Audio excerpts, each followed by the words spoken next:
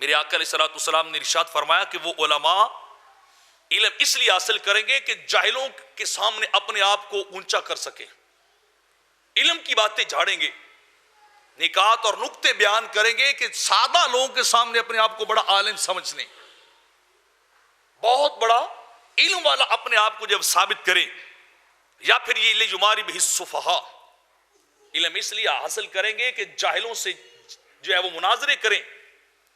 جاہلوں سے وہ جا کے جھگڑے کریں، اور اگلی علامت بتائی اور یصرف بہ وجوہ الناس الیہ، یا ان کا مطمع نظر علم والوں کا یہ ہوگا کہ لوگ ہماری طرف دوڑیں، لوگ ہماری طرف آئیں، لوگ متوجہ ہوں، بڑے علم والے ہیں، بڑے خطیب ہیں، بڑے نقیب ہیں، بڑے نعت خوان ہیں،